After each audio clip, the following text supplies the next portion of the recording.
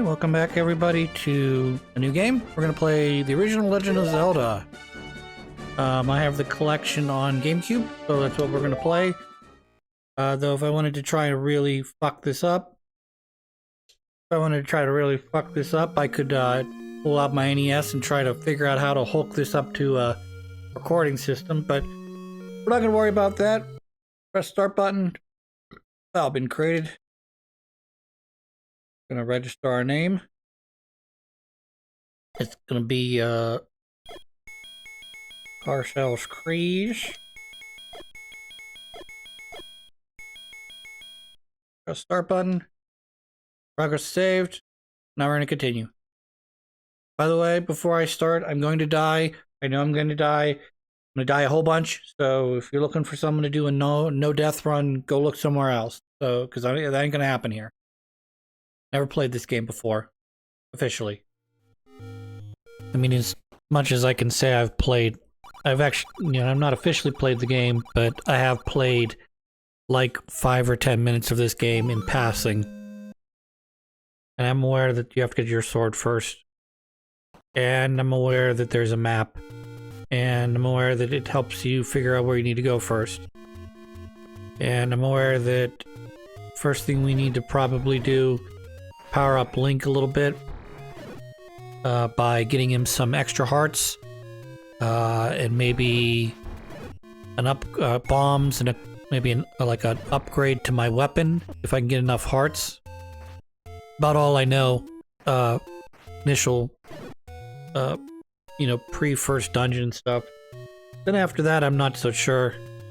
A lot of this relies on my memory of my brother even playing this about 20 years ago. Because I think he played, I'm like 99% sure he's played every Zelda game, with the exception of the non-canon CDI ones that I refuse to count. If you want to count them, that's fine, that's your business. I do not count these CDI games worth your time. Now there's a number of Zelda games that are canon I don't consider worth your time. They're all on the DS/3DS. Any game you gotta use a stylus on is not a game for me. You can say I'm old and stuck in my ways, or you could say that I like my wrists too much.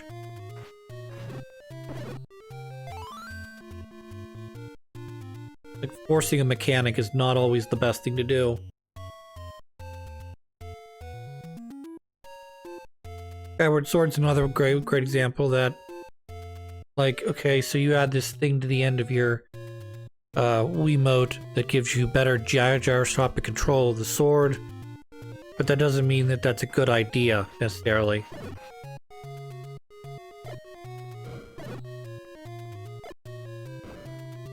Right here.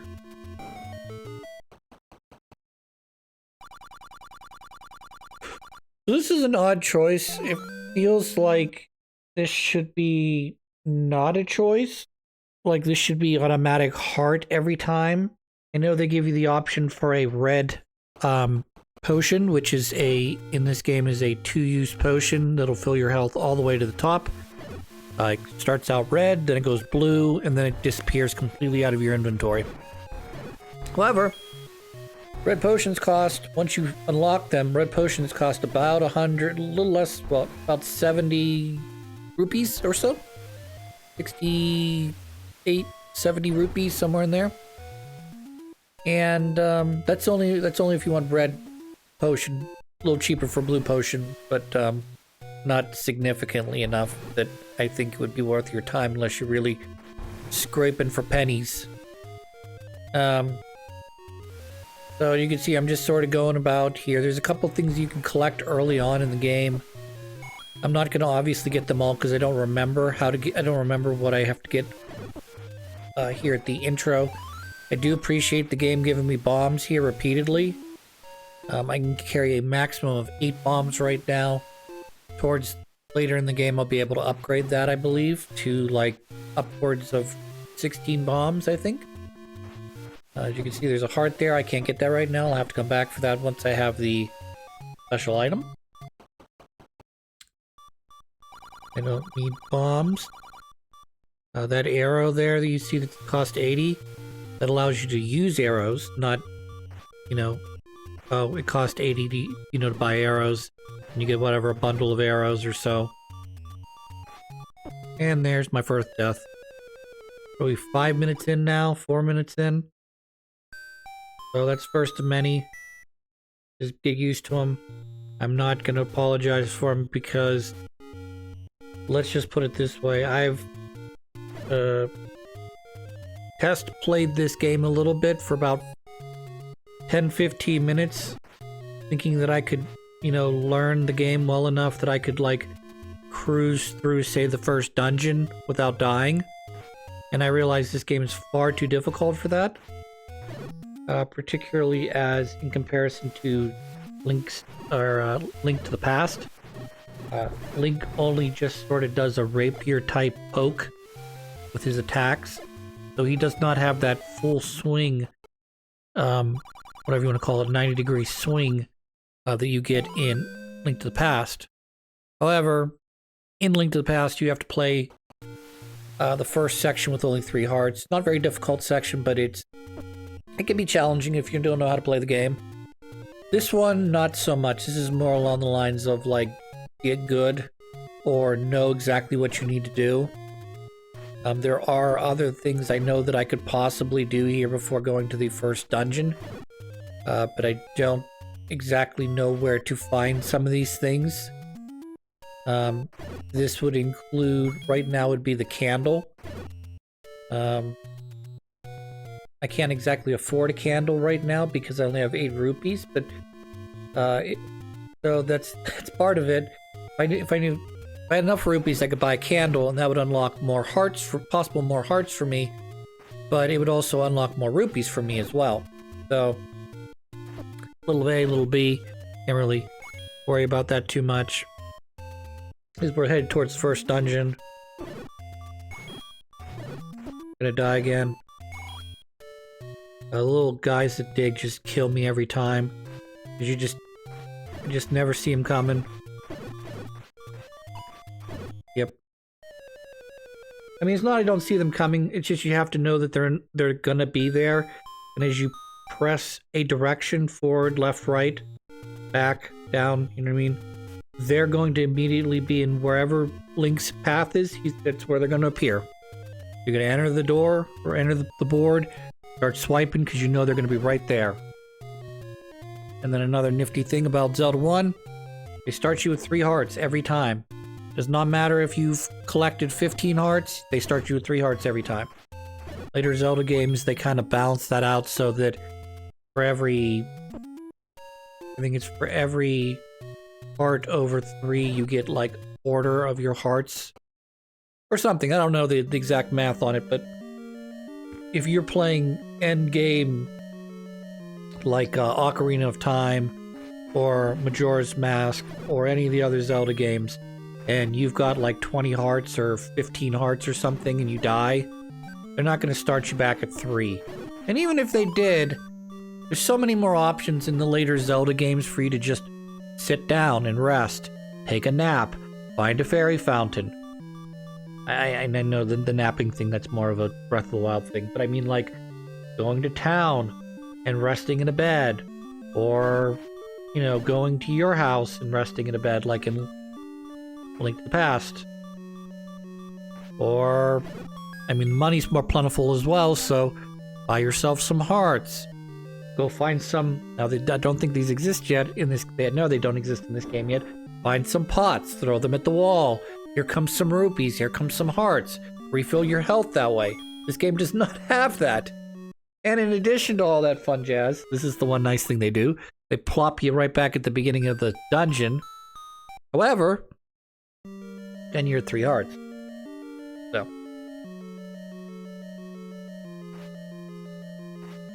I think this is as much as I'm going to complain about this game, I know, I think I like this Zelda game. There are certain, things that I wish it had, like they have in Link to the Past. But this game does not give a fuck about you. Like, you are the point of this first Zelda game is you just pick up your pieces and you keep going. You don't worry about the fact that you died. You got a 1 next to your name indicating how many times you died. You just pick up your fucking pieces and you just fucking keep going. Because this is not it's a very difficult game, even if you know what you're doing, to not die in it. I wouldn't say everything hits you like a freight truck, but the game's very limited by the amount of rupees you have at any given time. There are plenty of rupee drops. Eastmost Peninsula is the secret. Hint, hint, nudge, nudge. But grinding out rupees in this game is very slow, very tedious. And a lot of the power-ups, the upgrades you have to buy at shops, what have you, cost a lot of money, a lot of rupees. I mean, I'm at 28 right now.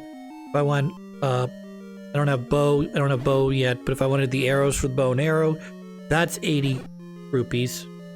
If you want a big shield, that ranges anywhere between, I think it's like 80 and 130 rupees, depending on which merchant you buy it from. Bombs are 20 rupees, but they're very much a disposable item that you can and cannot pick up in some cases. I mean, some enemies, some rooms will drop bombs, but not really. I mean, you can't reliably expect to go into the room, find a pot, and that pot has bombs in it. Here's my bow and arrow. This is one of 2 items you can pick up in this dungeon. If you do not get the other item, it's not a big deal. But you have to have the bow. It is not an option. You cannot accidentally miss the bow. You have to have the bow to beat the game. I know that for a fact. It's a little jank of me. I shouldn't have done that. Whatever. Somehow I guess I didn't restart the game because, as you can see, I have my bow still. So I'm basically teleported myself back to the beginning of the dungeon without a repercussion. I'm not going to be keeping track of that either, in case you care.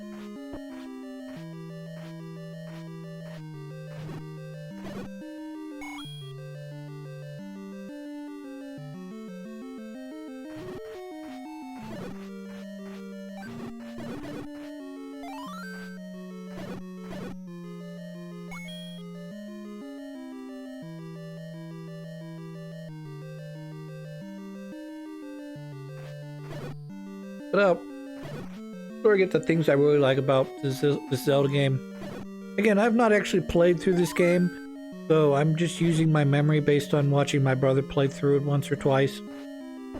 But some things that really kind of stood out to me as being like kind of interesting and unique that they didn't really bring back until possibly Breath of the Wild was when you get to the end of every dungeon in any Zelda game, you're going to fight a boss, okay? In Zelda 1, after you've beaten that boss, provided you didn't accidentally skip directly into New Game Plus by typing in Zelda's name instead of any other name, which is, again, the shortcut to get you to New Game Plus. Provided you didn't do that, we're gonna run into a boss in this dungeon, okay? We're gonna run into a different boss in another dungeon, and so on and so forth. And then at a certain point, when we get about, somewhere in the ballpark of 3 to 5 bosses in, or 3 to 5 dungeons in, we may start running into bosses we fought. Just there in the middle of your fucking stage, just like, hey, it's me, big skeleton man. I'm here to wreck your day, make your life miserable. So, yeah.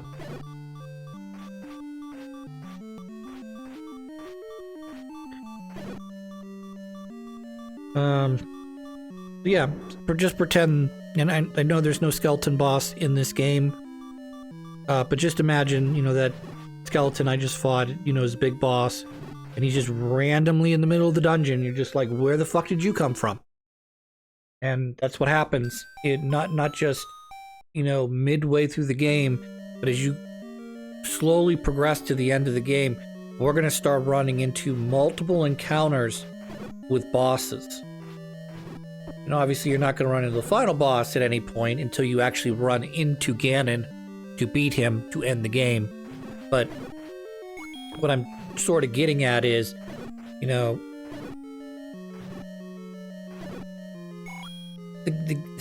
again, this is one of the things I love about this game is this game just does not care. It just, if you thought that boss was tough, too fucking bad. You know how to beat it now. So now it's a mid, you know, it's a mid boss. It's just some guy in a random room that you either can bypass by going through. See how there's an open door there that I could just bypass this whole room, or sometimes the door's all closed behind you and it's just kill it or die. Go back to the beginning of the stage. I mean, die and go back to the beginning of the stage, or beat it and progress. So, the other item in this stage that's not completely required, but is very useful, is they give you the base boomerang. If you don't get the base boomerang in this first level, that's okay, because the weapon in the second, I think this is where you get it, right here in this room. You do not get the base boomerang, that's okay, because the next stage, level 2, has the magic boomerang in it. Oh, by the way, another thing I forgot to mention. This Zelda game does not care where you are. If you have the ability to find the next level, they're not going to prevent you from getting in there. Like, the only dungeon in this entire game that prevents me from going into it is the last one. Basically, there's a guy standing at not at the front door, but like about one screen in that says, "Hey, you didn't play the game yet. Go play the game. Come back when you beaten the, you know, when you've actually played the game and you've beaten the other dungeons." About the only one that you cannot do that with. If I wanted to and I knew where it was, if I knew where the level 8 the level 8 dungeon was, I go there right now. If I happen to go east instead of north, I could have run into the level 3 dungeon. Not that you want to do that, because it's a very difficult area to be stumbling into. So I love me some boomerang. Boomerang does not work on every enemy, but when it does stun them, which is great.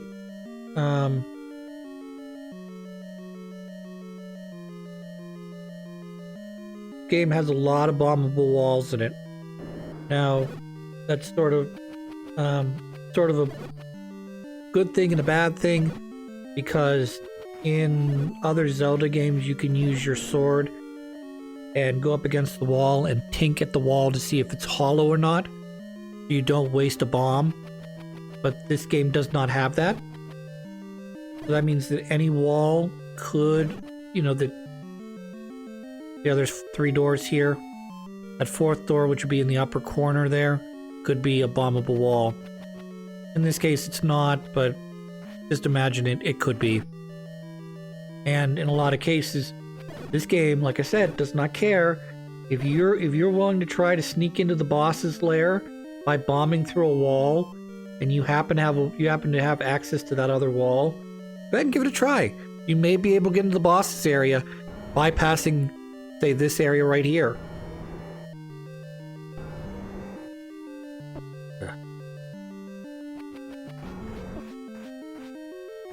I actually have to hit him higher.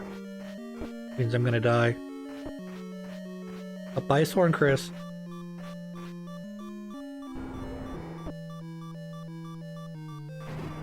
Yep. Add another thing onto this game that I love. They give you a boomerang. Does the boomerang do anything to the boss? No. Is it super effective against the boss? No. It doesn't do jack shit. It's just an item in a dungeon. You know? There are some bosses that are bad against certain things like bombs, arrows, that sort of stuff, but the game will give you hints about that stuff as well. But at the same time, it's not that big a deal either. Except for maybe Dodongos. I think Dodongos are the only ones that... I'm not sure, I'd have to try it. I'm not sure if they're beatable by any other methods than sticking a bomb in their mouth.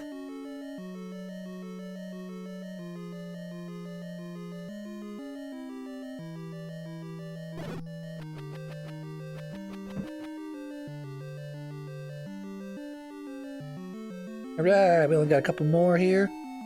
You can see I'm trying to avoid these guys as much as possible because every time I take damage, it's possibly setting me back on another run. So, I'm not sure why I decided to fight these guys and take 2 to 3 hearts of damage, but whatever. Little handy guys, I like them too. Every time they appear in a Zelda game, I'm like, oh, I love that guy. It's such a pain in the ass. I mean, it's such a pain in the ass to deal with them. I almost didn't survive that. They're a pain in the butt because they'll teleport you back to the beginning of the stage. But in most Zelda games, as long as you keep moving, they can't get you. Alright, we did it. We got the first piece of the Triforce. We got 7 more to go.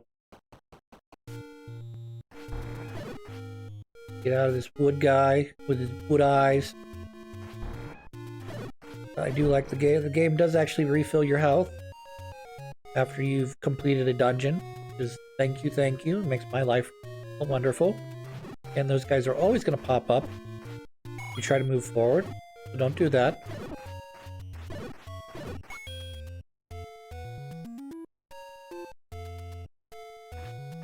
think we're going to head more or less directly to the second area now. Because I don't think there's anything I've missed. I know there's stuff I missed, let's just put it that way, but I don't know of any bombable walls that I've missed so far. Also, don't go over here, this is a bad idea. If you come over here at this point in the game, you're gonna have a bad time. So this is one of the looping areas that you have to figure out the puzzle for. Luckily, they give you an easy out. Also, this is where the white sword is, which is probably why I came up here. I'm dead. Oh well, we'll have to come back and get the white sword in another episode.